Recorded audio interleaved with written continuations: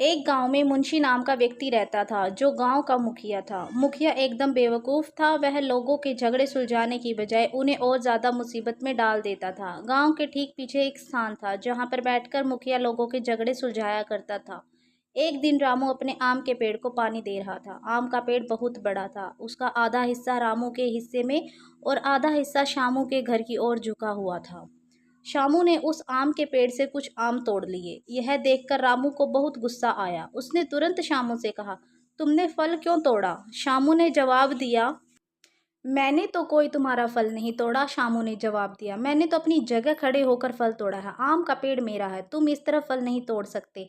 रामू ने झगड़ते हुए कहा, मैं तो इसी तरह रोज फल तोड़ दूंगा। शाम ने जवाब दिया। यह सुनकर रामू ने कहा, मैं मुखिया के पास जाऊंगा और तुम्हारी हरकतें भी बताऊंगा। शामू कहता है, हाँ चले जाओ, मैं कौन सा डरता हूँ, मैंने कोई चोरी थोड़ी की है। अगली सुबह दोनों मुखिया के पास जाते हैं और अपने झगड़े के बारे में मुखिया को बताते हैं। मुखिया थोड़ी देर विचारता है, फिर कहता है कि यह सारा मसला आम के पेड़ का। आम का पेड़ काट दे तो झगड़ा अपने आप खत्म हो जाएगा। यह सुनकर रामू हैरान हो गया क्योंकि पेड़ उसका ही था। उसने बड़ी हिम्मत से उसे पानी देकर बड़ा किया था, लेकिन मुखिया अपनी बात पर अड़ा रहा और आम का पेड़ कटवा दिया।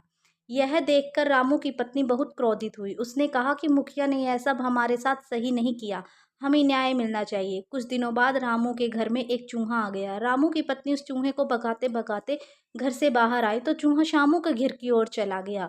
यह देखकर रामू की पत्नी खुश होते हुए बोली, यह बहुत अच्छा हुआ। अब हम मुखिया के पास दोबारा जाएंगे और उसे बताएंगे कि शामू ने चूहे पाले हैं ताकि वह हमारे घर का अनाज खराब कर सके। रामू की पत्नी सारी योजना रामू को फिर से सुनाती है और सुबह दोनों मुखिया के पास जाते हैं। मुखिया दोनों की बातों को ध्यान से सुनता है और फिर शामू से कहता है, शामू यह तुमने ठीक नहीं किया।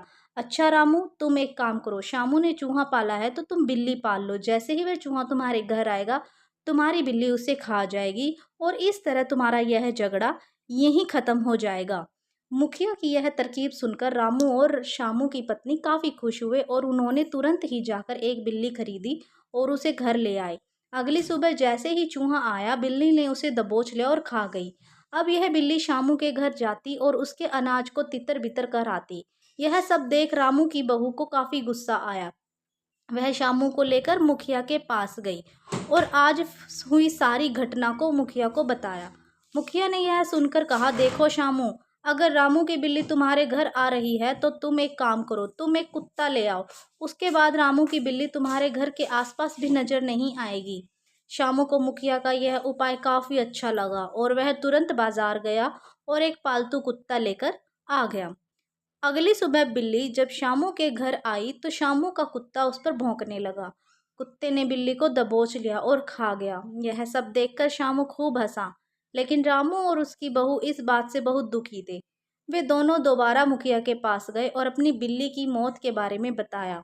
मूर्ख मुखिया ने रामू को उपाय बताते हुए कहा, रामू, अगर शाम का कुत्ता तुम्हें परेशान कर रहा है तो तुम एक काम करो, तुम एक शेर पाल लो। इस बार मुखिया का उपाय सुनकर रामू थोड़ा आश्चर्य में था, क्योंकि वह जानता था कि अगर शेर को पाला जाएगा तो वह भी कभी न कभी उसे भी चोट पहुंचा सकता है।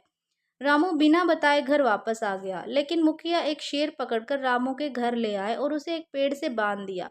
यह सब देखकर रामू डर गया, लेकिन फिर उसने हिम्मत की और उस शेर को खाना दिया। अगली सुबह जब कुत्ता रामू के घर आया तो शेर ने उसे दबोच लिया और खा गया। कुछ दिन शांति से बीते, लेकिन अब शेर के भोजन की व्यवस्था करते करते रामू के घर का अनाज भी खत्म होने लगा। अब वह शेर को बहुत ही कम भोजन देने लगा। भूखा शेर बहुत तेज तेज दहाड़ने लगा। उसने अपनी जंजीर तोड़ी और गांव की तरफ निकल गया। शेर को खुला हुआ देखकर गांव के लोग इधर उधर भागने लगे। चलते चलते शेर मुखिया के पास ही पहुंच गया। शेर को आता हुआ देख मुखिया ने कहा, अच्छा तो रामू तुम्हें खाना नहीं देता है, तुम भूखे हो इसलिए मेरे पास आए हो। इतना कहते ही शेर ने मूर्ख मुखिया के ऊपर हमला कर दिया और उसे खा गया। तो दोस्तों, यह कहानी यहीं ख़त्म हुई। इस तरह की मज़ेदार कहानियों के लिए मेरे चैनल को आप लाइक और सब्सक्राइब ज़रूर करें। Thank you so much.